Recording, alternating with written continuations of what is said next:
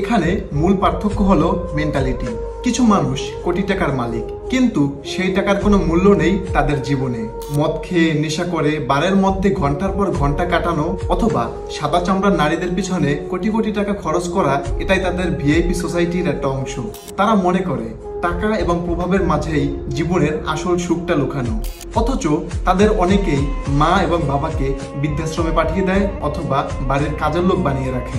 কিছু লোক নেশা এবং নারী নিয়ে বারের মধ্যে বা রিসোর্টের মধ্যে মগ্ন থাকে। তাদেরই স্ত্রীরা আবার অন্য পুরুষে আসক্ত থাকে, অন্য পুরুষদের সাথে বিছানায় শুয়ে পড়ে শুধু এই পার্টি এবং বিভিন্ন ধরনের ইভেন্টের অজুহাত তুলে। এভাবেই তারা ভাবতে থাকে এই ধরনের বিলাসিতা তাদের জীবনের আসল পরিচয়। কিন্তু কখনোই কি তারা ভাবে তাদের পাশের মানুষটি অথবা তারা নিজেরাই কি সুখী? তাদের কাছে ভিআইপি নামটা কি শুধু একটি বাহ্যিক অবস্থান, নাকি জীবনের গভীরে যাওয়ার এক অশুভ পথ? কিন্তু অপরদিকে কিছু মানুষ আছে যারা কোটি টাকার মালিক হওয়ার পরেও পরিবারকে সময় দেয়, পরিবারের সাথে নিজের পার্সোনাল সময়গুলো কাটায়, পরিবারের সাথে সুখে শান্তিতে সকল সময়গুলো উপভোগ করে। তারা জানে আসল সুখ কখনো টাকা দিয়ে কেনা যায় না, বরং সেটি আসে ভালোবাসা, আন্তরিকতা এবং কঠিন মানসিকতা থেকে। তারা কখনো টাকার পিছনে দৌড়ায় না। তারা জানে আসল সুখ হলো পরিবারের মধ্যে। সুখী পরিবার, ভালো সম্পর্ক এবং আত্মসম্মান, এর মধ্যেই আসল সুখটা লুকানো। এখানে মূল পার্থক্য হলো মেন্টালিটি। কিছু মানুষ জীবনকে মূল্য দেয়। তারা জানে বাহ্যিক জিনিস চাওয়া শুধু খালি জিনিসের খোঁজ নয়, বরং আন্তরিক সম্পর্কের মধ্যেই আসল সুখ পাওয়া যায়।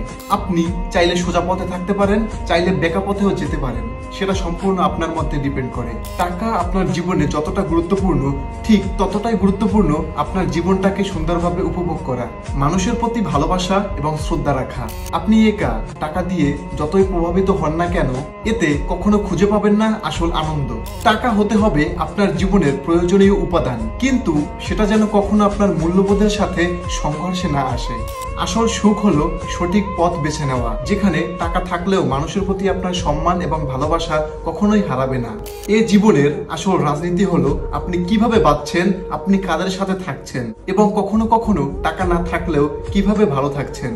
এটা আপনার অন্তরের শান্তি এবং মনের গভীরতা নির্ধারণ করে। ভিডিওটি যদি একটু ভালো লাগে তাহলে একটা লাইক, একটা কমেন্ট করতে ভুলবেন না। আর পরে আবার নতুন কোনো একটা চমৎকার ভিডিও নিয়ে আমি আবার আসবো। ততক্ষণ সবাই ভালো থাকবেন। আসসালামু আলাইকুম।